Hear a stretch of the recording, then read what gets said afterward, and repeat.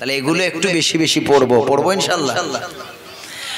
তারপরে জানাই শত কোটি দরুদ ও সালাম বর্ষিত হোক আকায়ে নামদার তাজদারে মদিনা মুহাম্মদুর রাসূলুল্লাহ সাল্লাল্লাহু আলাইহি সাল্লামের রূহে আল্লাহ তাআলা তার কবরে তার রওজায় আমাদের পক্ষ হতে দরুদ ও সালামের ধারা বর্ষিত করুক বা নিবেদিত হোক, সকলে বলি আল্লাহুম্মা আমিন। নবীজি বলেছেন মান সাল্লা আলাইয়া ওয়াহিদাতান, যারা নবীর উপরে একবার দরুদ পড়ে সাল্লাল্লাহু আলাইহি আশারান, আল্লাহ ওই বান্দা বান্দির উপরে 10টা রহমত বর্ষণ করেন এবং 10টা গুনাহ মাফ হয়। জোরে বলেন সুবহানাল্লাহ। এজন্য নবীজির উপরে দরুদ পাঠ করতে হবে। পৃথিবীর বুকে এই দরুদের আমল এমন একটা আমল, এই আমল একদিকে দরুদের আমল, বাকি সব আমল আর একদিকে। জোরে বলেন সুবহানাল্লাহ।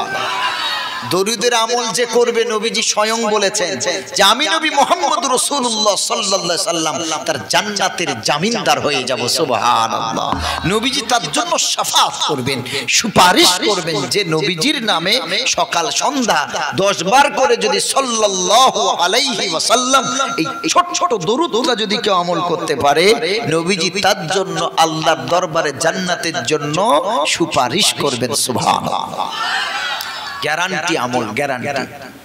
এজন্য এই ছোট্ট আমলগুলো করব, যে শুধু আল্লাহর আমল করবেন, নবীর দরুদ পড়বেন না, আল্লাহ ওই আমল কবুল করবেন না। শুধু নবীর নামে দরুদ পড়বেন আল্লাহকে ছেড়ে, আল্লাহ ওই আমলও কবুল করবেন না। আল্লাহ আর আল্লাহ রসুলের ভিতরে সম্পর্ক কেমন ওতপ্রোতভাবে জড়িত, দেখেন কি মহব্বত, কি ভালোবাসা। আল্লাহ ছাড়া নবী নাই, নবী ছাড়া আল্লাহকে পাওয়া যায় না। সুবহানাল্লাহ। বয়ফ্রেন্ড গার্লফ্রেন্ডকে বলছে তুমি না খেলে আমিও খাবো না, কি মহব্বত।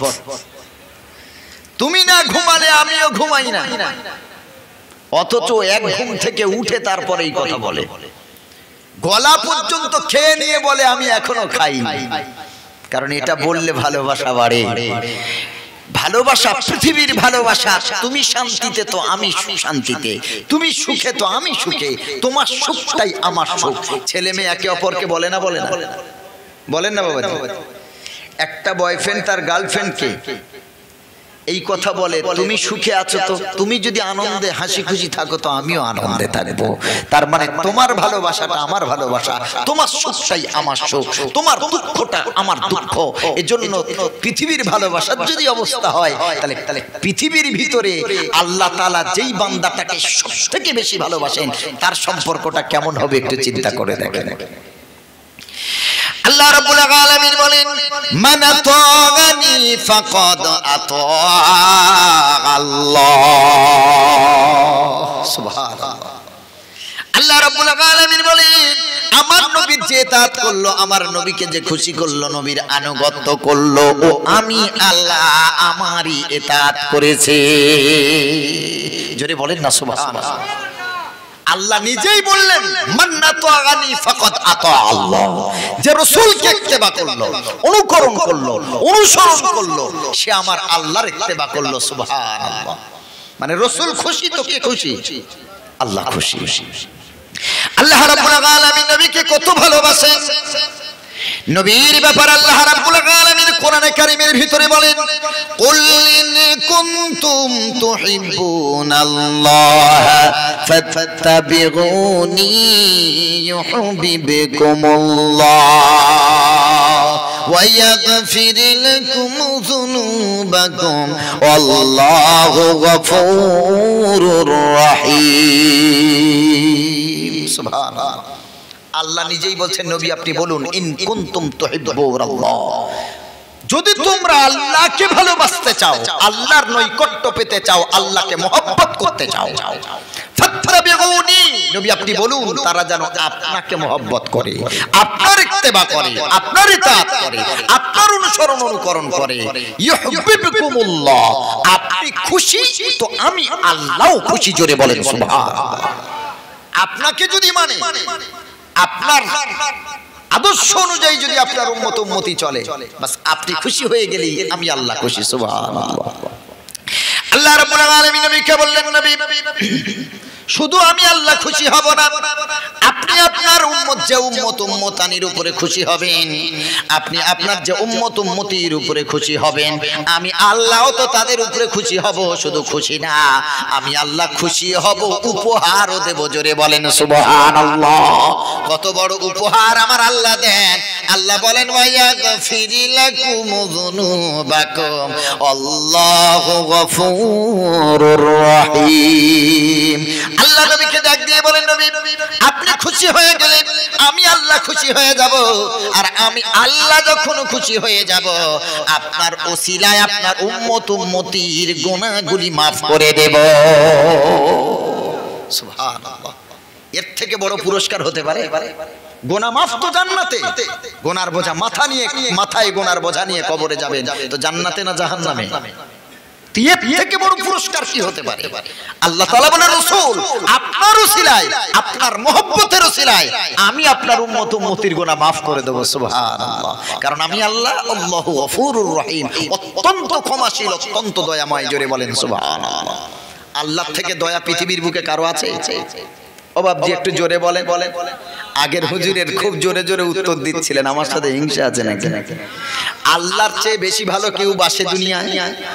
মা বাসে, বাপ বাসে, সব টাকা।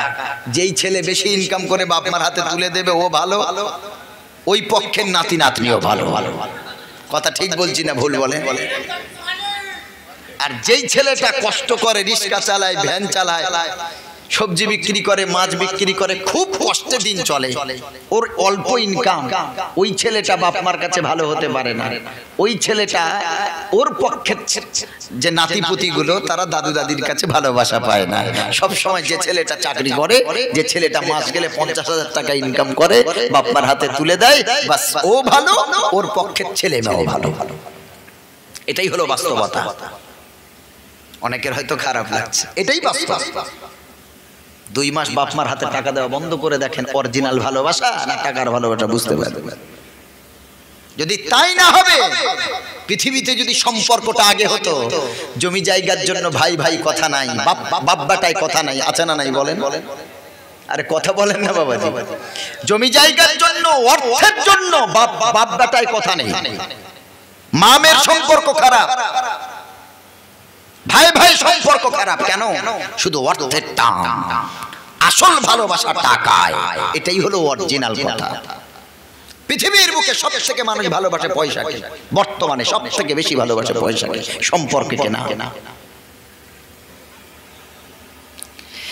আল্লাহ রাব্বুল আলামিন বলেন, এ পৃথিবীর বান্দারা, আমি আল্লাহ তোমাকে ভালোবাসি। নবীজি বলেন, বুখারী শরীফের 5999 নম্বর হাদিস, নবীজি বলেন, মা তার সন্তানকে যত না ভালোবাসে, আল্লাহ তার বান্দা বান্দিকে বহু গুণে ভালোবাসে। অনেকে বলে 70টা মায়ের থেকে ভালোবাসে, ওটা মিথ্যা কথা। আল্লাহর ভালোবাসার কোনো সীমারেখা হয় না। অসীম ভালোবাসার মালিক যিনি, তিনি কে? পৃথিবীর ভালোবাসা সসীম, এই ভালোবাসা লিমিটেড। আনলিমিটেড ভালোবাসার অধিকারী একমাত্র আল্লাহ। জোরে বলেন সুবহানাল্লাহ। পৃথিবীর ভালোবাসা স্বার্থের সাথে সম্পর্ক, আল্লাহর ভালোবাসা স্বার্থের সাথে সম্পর্ক না। ও ভাইরা আমার, আল্লাহর নবী বলেন, মায়ের চেয়ে আল্লাহ তার বান্দাকে বেশি ভালোবাসে। অনেকে বলে 70 মা, তবে না, আমি বলি 70টা মায়ের ভালোবাসা এক পাল্লায় যদি রাখেন, এই ভালোবাসারও একটা সীমারেখা আছে, কিন্তু আমার আল্লাহর ভালোবাসার কোনো সীমারেখা নাই। কোন সন্তান যদি রাত্রেবেলা না খেয়ে ঘুমিয়ে যায়, পৃথিবীর কোন বাপ মা কি সহ্য করবে বলেন? কথা বলে, সন্তান যদি না খেয়ে ঘুমায়, মা ওই সন্তানকে তুলে, ও ঘুম থেকে উঠে কাঁদলেও তুলে খাওয়ায় না? খাওয়ায় না? সন্তান যে কাঁদছে, তার কষ্ট হচ্ছে না? হয় না? তাহলে সন্তান কাঁদছে, তার ঘুম, কাঁচা ঘুম ভেঙে তাকে তার মা তুলে খাওয়াচ্ছে, এটা সন্তান কাঁদলেও মায়ের ভালোবাসার পরিচয়। কারণ মা চায় সারা রাত না খেয়ে থাকবে, আবার সন্তান, তার শরীর ভেঙে যাবে। হেমোগ্লোবিনের লেভেল কমে যাবে, ফসফরাসের লেভেল কমবে, ক্যালসিয়ামের লেভেল কমবে, আয়রনের লেভেল কমবে, ওর শরীর দুর্বল হয়ে যাবে।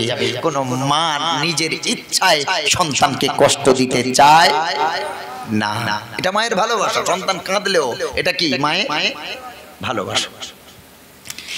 একটা রাত সন্তান না খেয়ে থাকবে, মা সহ্য করতে পারে না। এবার আপনাদের কাছে প্রশ্ন করি, নবীজি তো বললেন মায়ের থেকে আল্লাহ তার বান্দা বান্দিকে বেশি ভালোবাসে, কত গুণ তার কোনো সীমা নাই। তবে মুসলমান একটা সন্তান না খেয়ে থাকবে, মা যদি সহ্য না করতে পারে, আল্লাহ যদি বেশি ভালোবাসবে তো কেন আল্লাহ 30টা দিন না খাইয়ে রাখলে? কথা বুঝতে পারছেন বাবাজি? মা এক রাত সন্তান না খেয়ে ঘুমাবে, মা এইটুকু সহ্য করতে পারে না, কষ্ট হয়। তাহলে যেই মায়ের চেয়ে আল্লাহ বেশি ভালোবাসেন, সেই আল্লাহ 30 দিন রোজা আমাদের কি খাইয়েছেন না না খাইয়েছেন? দিনের বেলা ও তো সন্ধ্যাবেলা ইফতারের পরে, হ্যাঁ, আতিম্মুস সিয়ামা ইলাল লাইল, রাত সন্ধ্যা পর্যন্ত, মাগরিবের ওয়াক্ত পর্যন্ত রোজা রাখো, এটাই কোরআনের বিধান। সারা দিন পানি খাওয়া যায় নাকি? কিছু ধর্মের মানুষদের উপোস রাখলে মিষ্টি চলে, পানি চলে, চলে না? চলে না? ওরকম রোজা 12 মাস আমরা রাখতে পারি। আমাদের রোজাতে কিচ্ছু পানাহার করা যাবে না, স্ত্রী সহবাস করা যাবে না। দিনের বেলা, রাত্রে বেলা চলবে। আল্লাহ অত কঠোর না আমাদের জন্য। সুবহানাল্লাহ। রমজান মাসে রাত্রে বেলা আল্লাহ স্ত্রী সম্ভোগ, স্ত্রী সম্পর্ক হালাল করেছেন। সুবহানাল্লাহ। পড়ে আল্লাহ তাআলা বলেছেন, শোনো, ওয়ালা তুবাশিরুহুন্না ওয়া আনতুম আকিফুনা ফিল মাসাজিদ। যারা ইতিকাফে বসবে, মসজিদে ইতিকাফ করবে, ইতিকাফ কটা দিন স্ত্রীর সাথে শারীরিক সম্পর্ক, ফিজিক্যাল রিলেশন করবে না। বাকি আল্লাহ তাআলা বলেন, শোনো, আমি আল্লাহ তোমাদের জন্য বৈধ করেছি তোমাদের স্ত্রীদের কাছে যাওয়া, সম্পর্ক করা, লাইলাতাস সিয়ামের রাফাতু ইলা নিসাইকুম হুন্না ওয়া আনতুম লিবাসুল লাহুন্না। জোরে বলেন সুবহানাল্লাহ। আল্লাহ বললেন রমজানের প্রত্যেকটা রাত স্বামী স্ত্রীর জন্য হালাল। জোরে বলেন সুবহানাল্লাহ। প্রতিটা রাত, কারণ স্ত্রী স্বামীর পোশাক, স্বামী স্ত্রীর পোশাক। সুবহানাল্লাহ। কি বিধান, কি শান্তির ধর্ম। যে প্রশ্নটা করেছিলাম, মা যদি সন্তানকে না খাওয়াটাই মায়ের ভালোবাসার পরিচয় হয়, সন্তান কান্না করছে রাত্রে বেলা উঠে, কাঁচা ঘুম ভেঙে সন্তানকে খাওয়ানোটাই যদি মায়ের ভালোবাসা হয়, তবে আমার আল্লাহ 30টা দিন রমজান মাস না খাইয়ে রাখলেন, এটা আবার কেমন ভালোবাসা? আসলে একটা কথা শুনি, একটু উদাহরণ দিলে বুঝতে পারবেন। কিছু ক্ষেত্র এমন আছে না খাওয়াটাই ভালোবাসা। মনে করেন আপনার ছেলের গল ব্লাডারে স্টোন পড়েছে, পাথর, গল ব্লাডারে পাথর পড়ে না? পড়ে না? পিত্তথলিতে।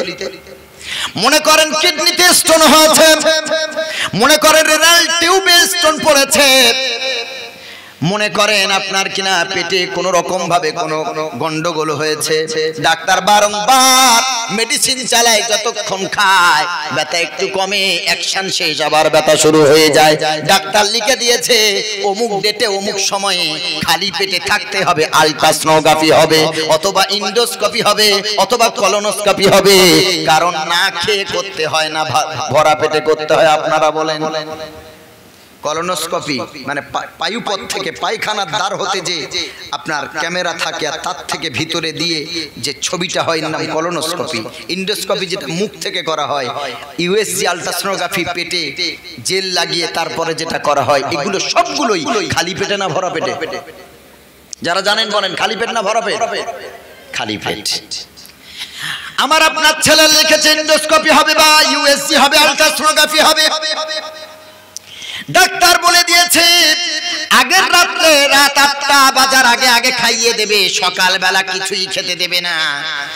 সকাল 9টার সময় ওর ইউএসজি হবে, আলট্রাসোনোগ্রাফি হবে, পেটের ছবি হবে। এখন ডাক্তার বলেছে যদি খাওয়াও তো ছবি ক্লিয়ার হবে না। বাচ্চাটা সকালবেলা কান্না জুড়েছে, মা অনেক ক্ষুধা লেগেছে খেতে দাও।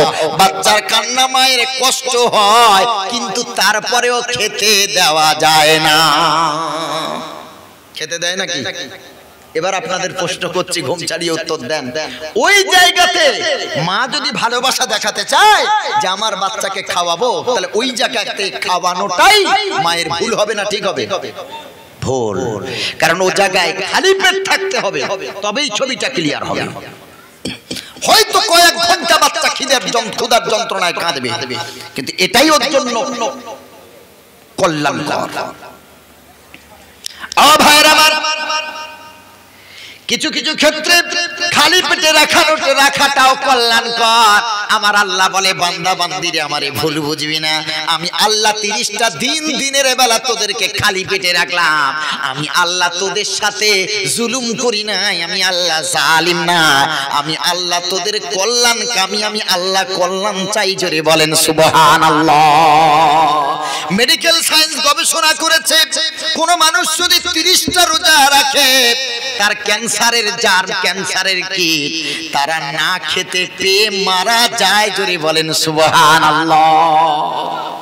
যেই ক্যান্সারের পোকাগুলো, কীটগুলো কেমোথেরাপি দিয়ে মরে না, অ্যাসিড দিয়ে মরে না, ইলেকট্রিক শক দিয়ে মরে না, সেই ক্যান্সারের কীটগুলি আমরা সারাদিন না খেয়ে থাকি, তারাও না খেয়ে আছে। এ কারণে তারা 30 দিনে সম্পূর্ণ মারা যায়। জোরে বলেন সুবহানাল্লাহ। তাহলে আল্লাহ আমাদের কল্যাণ চেয়েছেন না অকল্যাণ? জি। মেডিকেল সায়েন্স আরো চিন্তা করেন, আল্লাহ যা দিয়েছেন সব বিজ্ঞান সম্মত আমাদের কল্যাণের জন্য। মেডিকেল সায়েন্স বলেছে যারা রোজা রাখে, বেশি বেশি যারা উপোস থাকবে, তাদের কোলেস্টেরলের মাত্রা তাদের কন্ট্রোলে থাকবে, সুগার তাদের কন্ট্রোলে থাকবে, বিপি প্রেসার তাদের কন্ট্রোলে থাকবে। ওরে মুসলমান, মেডিকেল সায়েন্স তো বর্তমানে গবেষণা করে বলল 1500 বছর আগের বৈজ্ঞানিক নবী মুহাম্মদ রাসূলুল্লাহ সাল্লাল্লাহু আলাইহি ওয়াসাল্লাম আমাদের এই থিওরি দিয়ে ধন্য করেছে। কত বড় বিজ্ঞানী! নবীজি প্রতি সপ্তাহে 2 দিন রোজা করতেন। কদিন? সোমবার আর বৃহস্পতিবার। প্রতি আরবি মাসের 13, 14, 15 তারিখ রোজা করতেন। তাহলে সপ্তাহে 2 দিন, 4 সপ্তাহে 8 দিন। আর এই 3 দিন 8, 3, 11, এই 11 দিন নবী বেশিরভাগ মাসে রোজা রাখতেন। সুবহানাল্লাহ পড়েন। আমরা তো রমজানের রোজাটাই ঠিকভাবে রাখি না গো বাবাজি। কেন রাখতেন? নবীজি কখনো ভরপেট খেতেন না।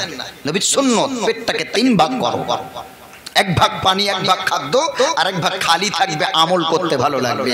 পেট গলা পর্যন্ত খেলে তখন বিছানা ডাকে, নামাজ ভালো লাগে না, কাজ করতেও ভালো লাগে না। কত বড় বিজ্ঞানী নবী আমার! সুবহানাল্লাহ। যাদের সুগার কন্ট্রোল হয় না, কোলেস্টেরল কন্ট্রোল হয় না, আপনি প্রতি মাসে 11 দিন না পারলেও আরবি মাসে 13, 14, 15 এই 3 দিন রোজা রাখেন, আর ভরপেট খাবেন না। নবীজির গোটা জিন্দেগিটা বিজ্ঞানে ভরা। সুবহানাল্লাহ পড়েন। এমন নবী আমরা পেয়েছি। ভাইরা আমার, এই কারণে আল্লাহ আমাদেরকে রমজান মাসে 30টা দিন না খাইয়ে রাখলেন। কারণ আল্লাহ, মা যেমন চায় না আমার সন্তানের কোনো রোগ হোক, মা যেমন চায় না আমার সন্তান মদ পান করুক, বিড়ি সিগারেট পান করুক, খেয়ে তার শরীরে ক্ষতি করুক, মা যেমন চায় না, আমার আল্লাহ চায় না যে আমার বান্দা রোজা না রাখার কারণে বড় বড় রোগ হোক। সুবহানাল্লাহ। তাহলে আল্লাহ আমাদের জন্য ভালো করেছেন না ক্ষতি করেছেন? জি, না খাওয়ানোটাই ভালো। সুবহানাল্লাহ। আল্লাহ তো 11 মাস চাইনি আমাদের কাছে, চেয়েছে মাত্র 1 মাস। তারপরে বাকিগুলো নফল, রাখলে আপনার ভালো, না রাখলে কোনো গুনাহ হবে না। নবীজি বলেছেন এই শাওয়াল মাসের যদি 6টা রোজা কেউ রাখতে পারে, গোটা 1 বছর রোজা করার সওয়াব তার আমলনামায় লেখা হয়। জোরে বলেন সুবহানাল্লাহ। এগুলো মায়েরা বেশি রাখে, আমরা পুরুষরা ওই রোজাগুলো রাখতে চাই না, কিন্তু বেশিরভাগ বাড়িতেই 6টা রোজা রাখে। আল্লাহ কবুল করুক, সকলে বলে আমিন। বিজ্ঞানময় নবী, আমরা বিজ্ঞানময় নবী পেয়েছি। সুবহানাল্লাহ। আমার ভাইরা, এই কারণে আল্লাহ রাব্বুল আলামিন বলেন, আমার বান্দা বান্দিরা আমার নবীর ইতাআত করবি, আমার নবীর অনুসরণ করবি। নবীজি লম্বা দাড়ি রেখেছে, রবীন্দ্রনাথ রেখেছে, আমরা রাখি নাই। রবীন্দ্রনাথ ঠাকুর নবীর আদর্শের মূল্যবোধ তার এসেছে, মূল্যায়ন করেছে, নবীর আদর্শের ফল সে বুঝতে পেরেছে, দাড়ি রাখার উপকারিতা তার মগজে ঢুকেছে। আর মুসলমান বাড়ির সন্তান দাড়ি রাখে না, নবীর সুন্নতকে কুরবানি করেছে। রবীন্দ্রনাথ ঠাকুর গোলজামা পরার গোলজামাকে মূল্যায়ন করেছে, আদর্শকে মূল্যায়ন করেছে নবীজি। আমরা পারি কি? নবী আমরা পেয়েছি, কিন্তু শুধু নবী নবী বললে তো আর হবে না। নবী যে কাজগুলো দিয়ে গেছেন সেগুলো করতে হবে, না হলে কবরে গেলে নবী নবী করলেও কোনো লাভ হবে না। মা আতাকুমুর রাসূলু ফাখুযু, নবী যা দিয়েছেন তা ধরো, ওমা নাহাকুম আনহু ফান্তাহু, নবী যেটা থেকে বিরত থাকতে বলেছেন তা যতই মনে চায় ওটাকে ছাড়তেই হবে। এটাই হলো নবীর ভালোবাসা। রব্বুল আলামিন আবার কোরআন মাজিদে বলেন,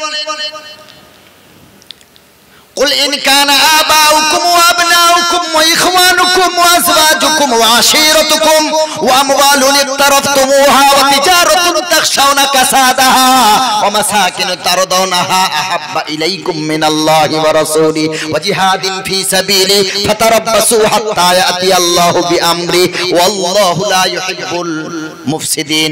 আল্লাহ রাব্বুল আলামিন বলেন, শোনো হে মুসলমান, আমার নবীকে বেশি ভালোবাসো। কেমন ভালোবাসতে হবে? ইন কানা আবাউকুম ওয়া আবনাউকুম ওয়া ইখওয়ানুকুম ওয়া আজওয়াজুকুম ওয়া আশিরাতুকুম। আমার আল্লাহ তাআলা বলেন, যদি তোমার কাছে তোমার বাপ প্রিয় হয়, যদি তোমার মা প্রিয় হয়, তোমার ভাই প্রিয় হয়, তোমার বিবি প্রিয় হয়, তোমার বন্ধু বান্ধবী প্রিয় হয়, আমার নবী বলেন এগুলো না, তোমার ব্যবসা, তোমার ওয়া তিজারাতুন তাখশাউনা কাসাদাহা ওয়া মাসাকিনু তারদাউনাহা, যেই ব্যবসায় উন্নতি হয়েছে ওর থেকেও, আবার যেই ব্যবসায় অবনতি হয়েছে তার থেকেও, আবার যেমন যে ঘর তুমি করেছো তার দাও না, যেই ঘর তুমি করেছো বিশাল সুরম্য বিশাল মহল তুমি বানিয়েছো। আল্লাহ রাব্বুল আলামিন বলেন, এই সুন্দর ঘরের চেয়েও যদি তোমার অন্তরে আমার নবীর মহব্বত, জিহাদের মহব্বত, আমি আল্লাহ আমার মহব্বত যদি সব জিনিসের চেয়ে যদি আগে না আসে, আমার মহব্বত যদি বেশি না হয়, ফাতারাব্বাসু, অপেক্ষা করো রে বান্দা, হাত্তা ইয়াতি আল্লাহু বিআমরি, কিয়ামত আসবে, মৃত্যু আসবে, অপেক্ষা করো। ওই সময় তোমার বাপ তোমারে বাঁচাতে পারবে না, মা তোমারে বাঁচাতে পারবে না, সন্তান তোমারে বাঁচাতে পারবে না, মেয়ে তোমারে বাঁচাতে পারবে না, শ্বশুর শাশুড়ি বাঁচাতে পারবে না। খোদার কসম করে বলছি, তোমার গার্লফ্রেন্ড, তোমার বন্ধু বান্ধবী সব পৃথিবীর তোমার থেকে যাবে। কবরে যাওয়ার পর হাসরের দিন কেউ আমার আপন আপন বলে স্লোগান দেবে না। ওই সময় কেউ আপন না, ওই সময় একজন আপন, তার নাম হলো আমাদের নবী মুহাম্মদুর রাসূলুল্লাহ। ওই উনি একা আপন হবেন, যাকে জীবনে চোখে দেখে, জীবনে যাকে চোখে দেখে, হাজার হাজার মাইল দূরে যে নবী শুয়ে আছেন সেই নবী আপন বলে পরিচয় দেবেন। সুবহানাল্লাহ। অথচ আমার মা, আমার বাপ, আমার ভাই, আমার বোন, ইয়াফিরুল মারউ মিন আখিহি ওয়া উম্মিহি ওয়া আবিহি ওয়া সাহিবাতিহি ওয়া বানিহি লিকুল্লি ইমরিইন মিনহুম ইয়াওমা ইদিন শাআনু ইগনি। পৃথিবীর মা বাপ, ভাই বোন, দাদা দাদি, নানা নানি, গোষ্ঠী পরিবার সব আত্মগোপন করে সরে যাবে। কিয়ামতের দিন কেউ পরিচয় দেবে না আমাদের। এটা শুধু পৃথিবীর জন্য আল্লাহ পাঠিয়েছেন। মা চিনতে পারবে এটা আমার সন্তান, কিন্তু বলবে না, একটা মাত্র নেকির ভয়। একটুখানি নেকির তরে রোজা হাসরের মাঠেতে বাবা ঘুরবে ছেলের পিছে, ছেলে বাবার আগেতে। একটুখানি নেকির তরে রোজা হাসরের মাঠেতে বাবা ঘুরবে ছেলের পিছে, ছেলে বাবার আগেতে। আহা এমন কঠিন দিনে নবী ছাড়া আপন কেহ থাকবে না। ঠিক মতো পড়িলে নামাজ জান্নাত তোমার ঠিকানা। ঠিক মতো পড়িলে দরুদ জান্নাত তোমার ঠিকানা। পশু পাখি কীট পতঙ্গ কেউ ঘুমিয়ে রইল না। মানুষ হয়ে ঘুমিয়ে থাকা ঠিক তো তোমার হবে না। আহা তেমন কঠিন দিনে আল্লাহ ছাড়া আপন কেহ থাকবে না। ঠিক মতো পড়িলে নামাজ জান্নাত তোমার ঠিকানা। ঠিক মতো পড়িলে দরুদ জান্নাত তোমার ঠিকানা। ও সংগ্রামপুর কচুয়াখাপুরের মুসলমানেরা, এই পৃথিবীর বুকে মা যতই ভালোবাসুক স্বার্থের ভালোবাসা, সন্তান মাকে যতই ভালোবাসুক স্বার্থের ভালোবাসা, পৃথিবীর সব ভালোবাসা স্বার্থের ভালোবাসা। নিঃস্বার্থের ভালোবাসা একমাত্র আমার আল্লাহ আর আমার দয়ার নবী মুহাম্মদুর রাসূলুল্লাহ সাল্লাল্লাহু আলাইহি ওয়াসাল্লামের ভালোবাসা। পৃথিবীর ভালোবাসা কোনো ক্ষমতা রাখে না। ছেলে মরে ছেলের লাশ পড়ে আছে, মায়ের ক্ষমতা নাই ছেলের লাশের গায়ে হাত দেবে। মা মরে লাশ পড়ে আছে ছেলের সামনে, আল্লাহর কসম করে বলছি ছেলের ক্ষমতা নেই মায়ের লাশের গায়ে হাত দেওয়ার। বাপের লাশ মরে পড়ে আছে, মেয়েটা দৌড় দিয়ে বাপের মুখটা দেখার মতো ক্ষমতা নাই, বাপের গায়ে হাত দেওয়ার ক্ষমতা নেই। স্ত্রীর লাশটা পড়ে আছে, পৃথিবীর স্বামী স্ত্রীর গায়ে হাত দেওয়ার মতো ক্ষমতা নাই। স্বামী মরে স্ত্রীর সামনে পড়ে আছে, স্ত্রী স্বামীর মুখ দেখবে, গায়ে হাত দেবে, একটু কান্না করবে, এই ক্ষমতাটুকু নাই। পৃথিবীর ভালোবাসা স্বার্থের ভালোবাসা। করোনার সময় প্রমাণ করে গেছে, যেই ছেলেটা করোনায় আক্রান্ত হয়ে মারা গেল, ওর বাপ দাঁড়িয়ে সামনে, মা দাঁড়িয়ে সামনে, বোন দাঁড়িয়ে সামনে, কিন্তু লাশের কাছে যাওয়ার মতো ক্ষমতা কারো ছিল না। কথা ঠিক বলছি না ভুল বাবাজি? পৃথিবীর ভালোবাসা দেখিয়ে দিয়ে গেছে চোখের সামনে। আল্লাহ প্রমাণ করিয়েছে বান্দা পৃথিবীর ভালোবাসা স্বার্থের ভালোবাসা। আস্তর হাজার হিম্মত থাকলেও লাশ পড়ে আছে সামনে, গায়ে হাত দেওয়ার মতো ক্ষমতা নেই। কলিজার টুকরা দুনিয়া থেকে চলে গেছে, বাপ আর মা দূর থেকে চোখ ভরে পানি পড়ছে, কাঁদছে, ছটফট করছে কাটা কই বাছের মতো, তারপরেও সন্তানের লাশের কাছে যাওয়ার ক্ষমতা নাই। কি এই মৃত্যু কি এমন রোগ যেই রোগের প্রপার মেডিসিন আজ পর্যন্ত এলো না? ওরে মুসলমান, যে রোগের বিনা জানাজাতেই দাফন করা হলো, কোথায় জানাজা, কোথায় গোসল? কে দেবে গোসল, কে পড়াবে জানাজা, কে পড়াবে তার নামাজ? বিনা গোসলে বিনা জানাজায় কত লাশকে জেসিবি করে তুলে নিয়ে মাটি খুলে পুঁতে দেওয়া হয়েছে। ওগো আল্লাহ, এমন মৃত্যু থেকে আমাদেরকে হেফাজত করো আল্লাহ। সকলে বলেন আমি। এই মৃত্যু এই রকম জঘন্য মৃত্যু আমাদের দরকার নাই। যে মৃত্যুর জানাজা নাই, যে মৃত্যুর চিকিৎসা নাই, যে রোগের চিকিৎসা নাই, মা বাবার কান্না ছাড়া আর কিচ্ছু ছিল না। আল্লাহ নবী বলেছেন এর থেকেও ভয়াবহ ভাইরাস আসবে, যে ভাইরাসের নাম হবে নাগাফ। কি নাম হবে? নাগাফ, দন্তন্য আকার গয়াকার ফ। নবীজি বলেছেন এই যে ভাইরাস আসবে, কয়েক মিনিটে হাজার হাজার লক্ষ মানুষ মারা যাবে। আল্লাহ জানে কিয়ামতের আগে এই ভাইরাস কবে না আসে। করোনা কি শিক্ষা দিয়েছে, কটা মানুষ মরেছে। নাগাফ যখন আসবে শেষ হয়ে যায় মানুষ, সেকেন্ডে সেকেন্ডে মানুষ শেষ। এমন মরণ মাওলা তুমি কাউকে দিও না, এমন মরণ মাওলা তুমি কাউকে দিও না। গুনাহ থেকে তোমার কাছে চাইতেছি পানা, সকল গুনাহ থেকে তোমার কাছে চাইতেছি পানা। এমন মরণ মাওলা তুমি কাউকে দিও না, এমন মরণ মাওলা তুমি কাউকে দিও না। সকলে বলেন আল্লাহুম্মা আমিন। যে মরণ হবার আগে ছাড়তে হবে ঘর, মরণের শুনলে কথা আপনরা হয় পর। যে মরণ হবার আগে ছাড়তে হবে ঘর, মরণের শুনলে কথা আপনরা হয় পর। যে মরণ হবার আগে চিকিৎসাও নাই, রেখে আমায় জেলখানাতে সব যাবে পালাই। শেষে দেখাটা মা বাবা সন্তানেও দেখে না, মাবুদ শেষে দেখাটা মা বাবা সন্তানেও দেখে না। এমন মরণ মাওলা তুমি কাউকে দিও না, এমন মরণ মাওলা তুমি কাউকে দিও না।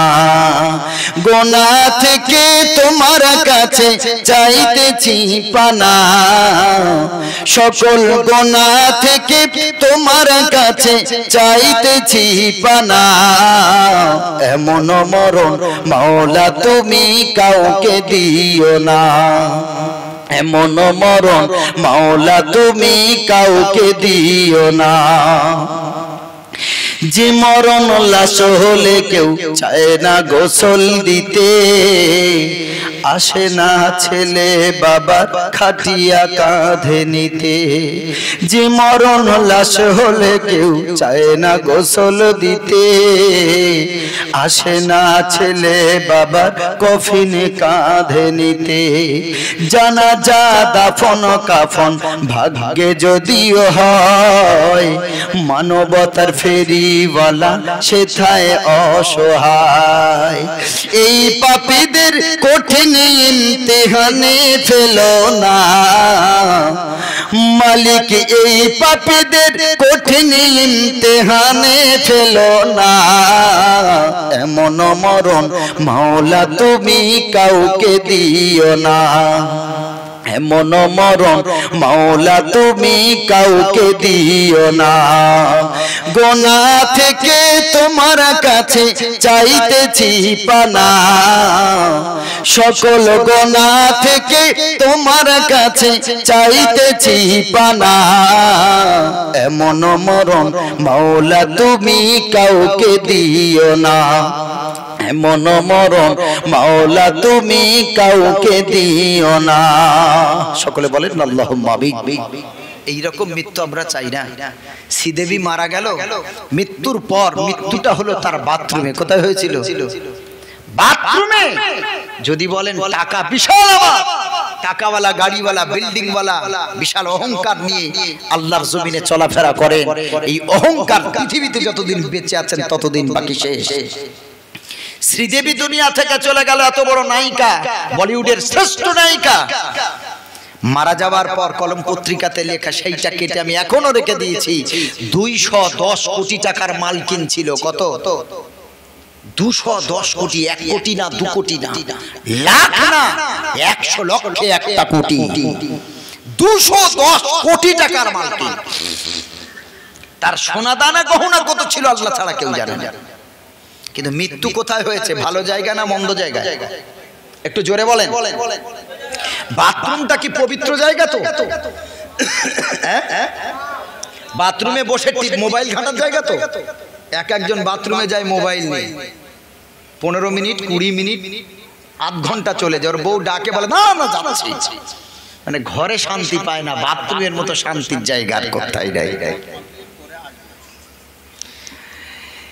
মুসলমান বাবাজি, একটা গল্প মনে পড়লো, বাথরুম পরিষ্কার। মনে করুন আমার বাড়ি পাথর প্রতিমা, এখন ওদিকের মানুষ তার বড় বড় বিল্ডিং দেখেনি, ওদিকে ছেলেরা যারা কেরালায় কাজ করে, কলকাতায় কাজ করে, দুটো পয়সার জন্য এরা শহরে এসে পড়ে থাকে মাসের পর মাস, বছরের পর বছর।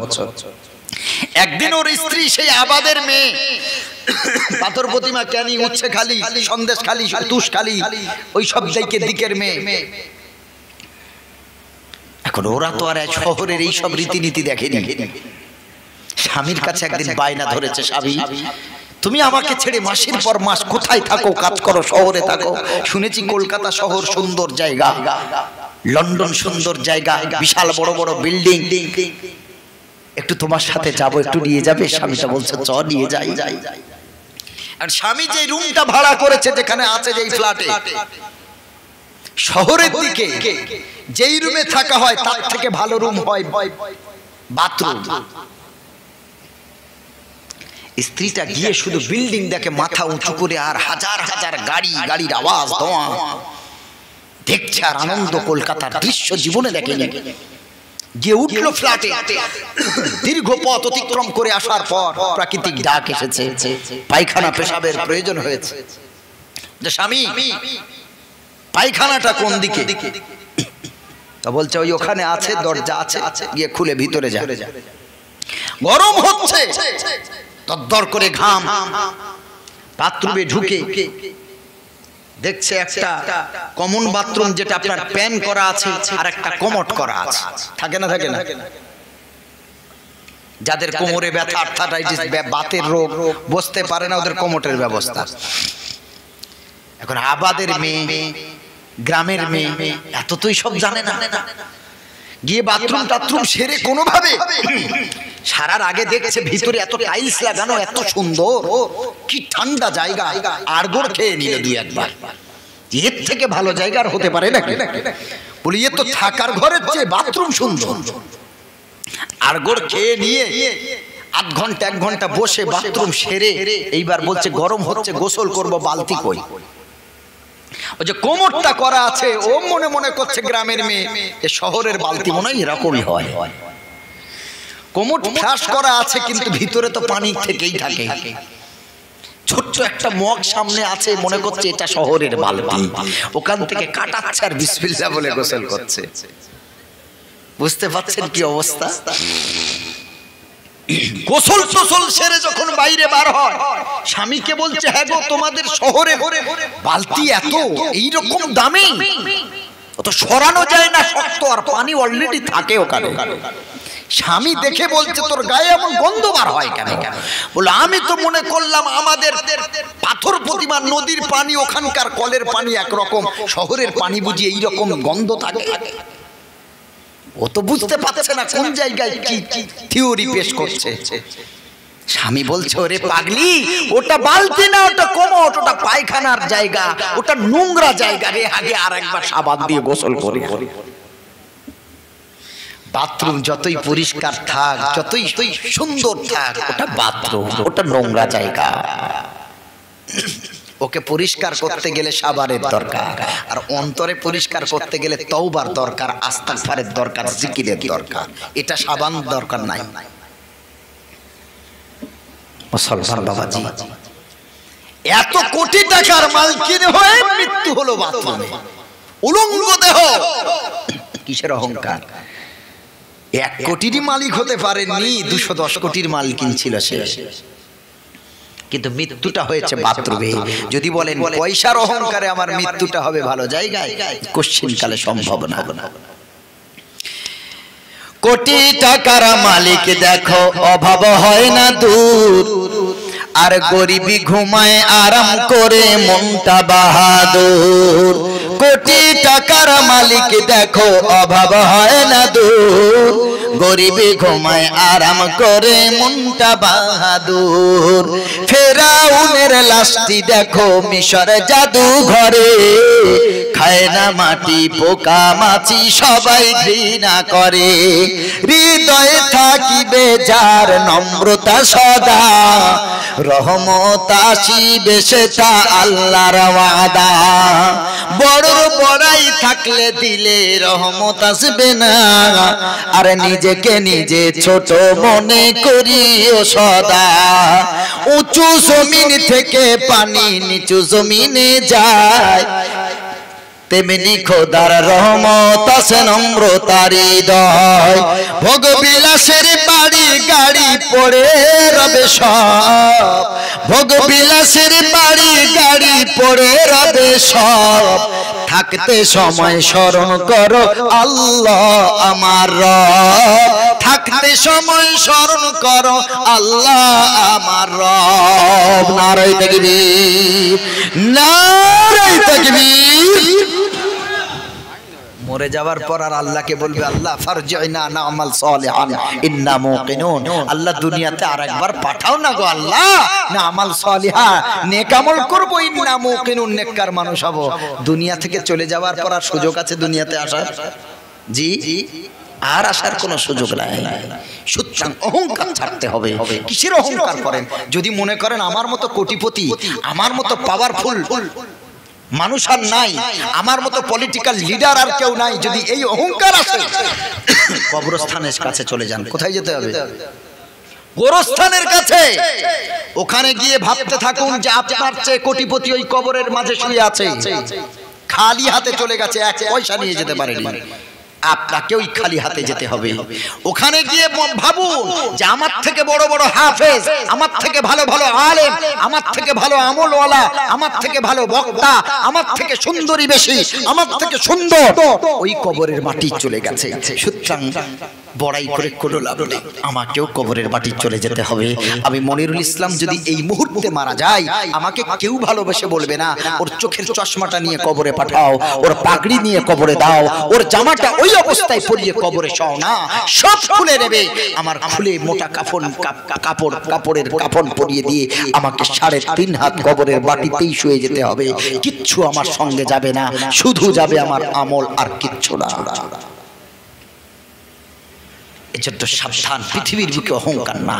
কত বড় বড় রাজা বাদশা নেতারা আজকে ভিক্ষা থালা তাদের হাতে ধরিয়ে দিয়েছে। আজকে তোমার ক্ষমতা আছে, কাল তোমার ক্ষমতা নাও থাকতে পারে। এলাকার সদস্য, মোড়ল, নেতা বিশাল, এক কলম লিখতে জানে না, আছে না নাই বলেন? আরে সত্য কথা বলছি না মিথ্যা কথা বলছি? আল্লাহর নবীর কাছে একজন সাহাবী এসে বলছেন, ইয়া রাসূলুল্লাহ মাতা সাআহ, কিয়ামত কবে হবে? আল্লাহ রাসূল উত্তর দিলেন না, কারণ তিনি ওয়াজ করছিলেন সাহাবীদেরকে নিয়ে। ওয়াজ শেষ করে বললেন, মানিস সাইল, প্রশ্নকারী কোথায়? কুম, উঠে দাঁড়াও। প্রশ্নকারী উঠে দাঁড়ালেন।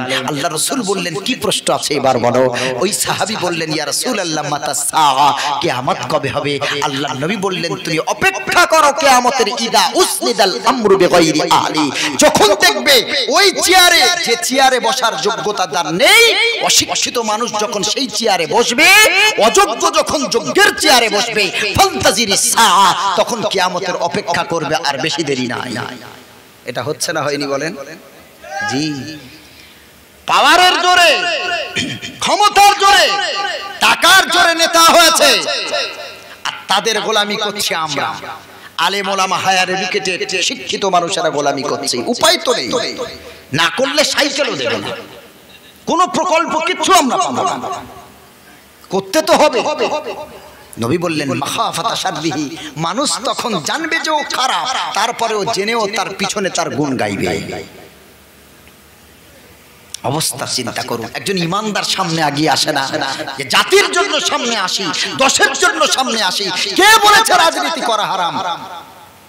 বর্তমান সময়ে একজন ইমানদারকে রাজনীতি করতে হবে, নামাজিকে সামনে আসতে হবে।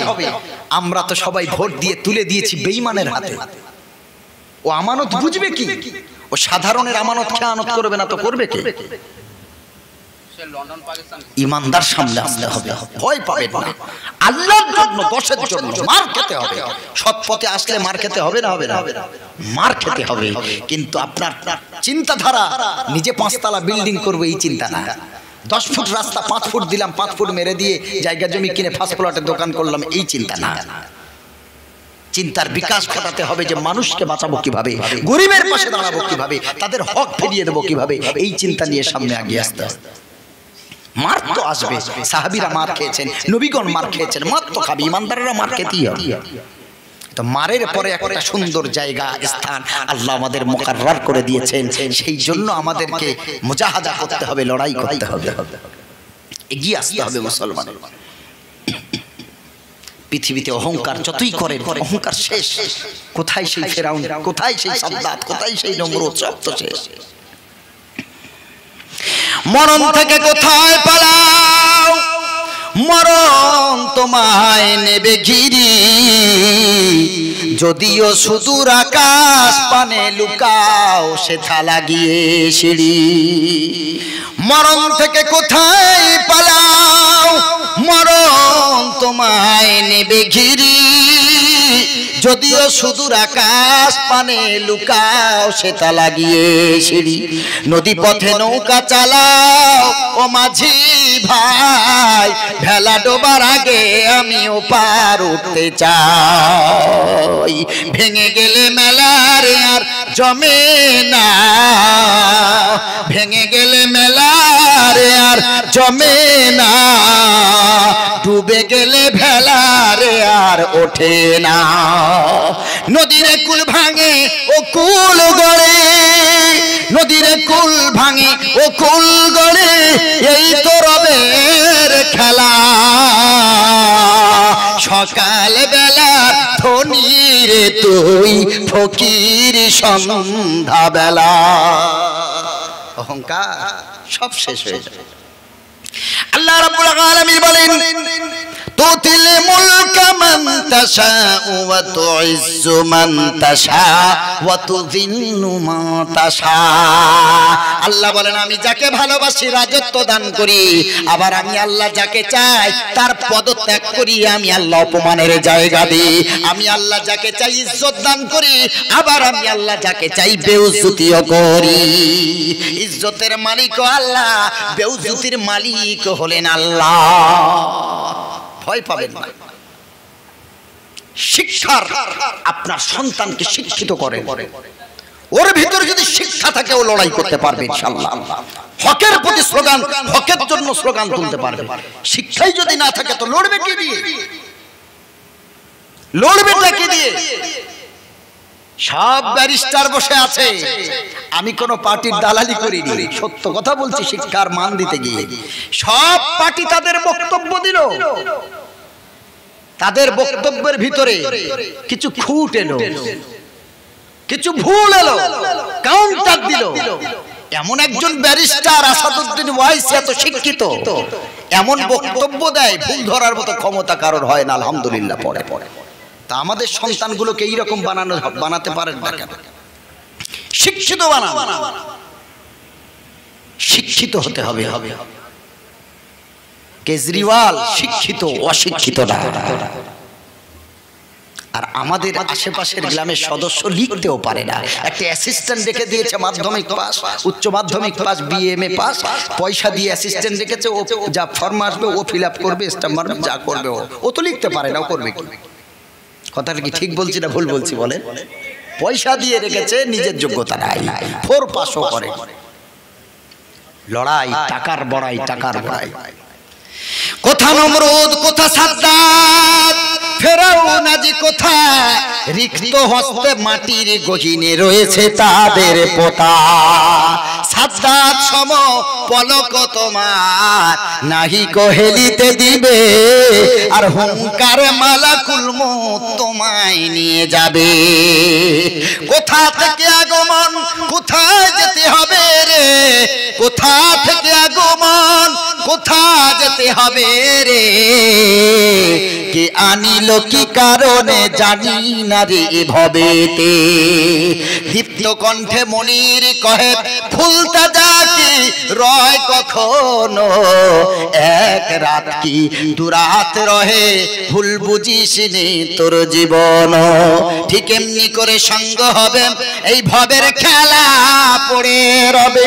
ঠিক এমনি করে সঙ্গ হবে, এই ভবের খেলা পড়ে রবে। কোথায় ভাই যে চলে যাবে, খোঁজ খবর কি থাকবে ভবে। এ দুনিয়ায় সবই পর, কবর যে তোর আসল ঘর। এ দুনিয়ায় সবই পর, কবর যে তোর আসল ঘর। মরণ তোমায় লইবে ঘিরি, যতই করো বাহানা। চিন্তা করে দেখো না, কবরে কি যাবে না। চিন্তা করে দেখো না, কবরে কি যাবে না। এ দুনিয়া ছাড়িয়া কোথায় যাইবে ভাগিয়া। এ দুনিয়া ছাড়িয়া কোথায় যাইবে ভাগিয়া।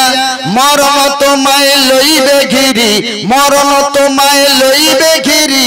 যতই করো বাহানা, চিন্তা করে দেখো না, কবরে কি যাবে না অবশেষের ঠিকানা শুধু মাটির বিছানা আল্লাহুম্মা সাল্লি আলা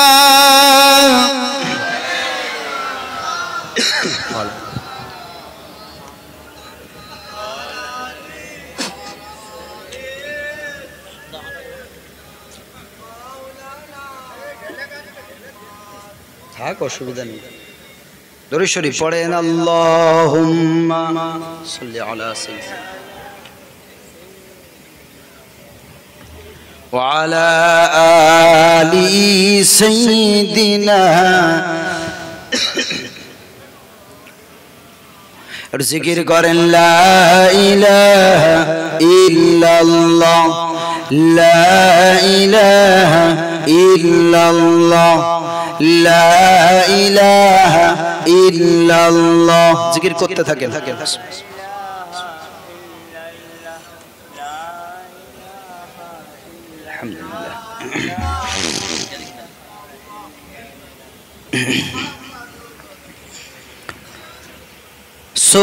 সুবহানাল্লাহ আলহামদুলিল্লাহ লা ইলাহা ইল্লাল্লাহ সবাই বলেন সুবহানাল্লাহ আলহামদুলিল্লাহ লা ইলাহা ইল্লাল্লাহ লা ইলাহা ইল্লাল্লাহ লা ইলাহা ইল্লাল্লাহ মুহাম্মাদুর রাসূলুল্লাহ হাসবি রব্বি জাল্লাল্লাহ মা ফি কলবি গায়রুল্লাহ হাসবি রব্বি জাল্লাল্লাহ বলেন সবাই মা ফি কলবি নূর মুহাম্মদ সাল্লাল্লাহু লা ইলাহা ইল্লাল্লাহ লা ইলাহা ইল্লাল্লাহ সুবহানাল্লাহ আলহামদুলিল্লাহ লা ইলাহা ইল্লাল্লাহ সুবহানাল্লাহ আলহামদুলিল্লাহ লা ইলাহা ইল্লাল্লাহ তুমি বাঁচাও তুমি মারো অবিরত ক্ষমা করো তুমি বাঁচাও তুমি মারো অবিরত ক্ষমা করো ধরার যে জন তাকে ধরো ধরার যে জন তাকে ধরো তোমার মুঠোয় সবই আল্লাহ সুবহানাল্লাহ আলহামদুলিল্লাহ লা ইলাহা ইল্লাল্লাহ সুবহানাল্লাহ তোমার রিজিক খেয়ে পড়ে অবাধ্য হই কেমন করে তোমার রিজিক খেয়ে পড়ে অবাধ্য হই কেমন করে খুঁজে না পাই কোনো ভাষা খুঁজে না পাই কোনো ভাষা শুকর গুজার করার আল্লাহ সুবহানাল্লাহ আলহামদুলিল্লাহ লা ইলাহা ইল্লাল্লাহ সুবহানাল্লাহ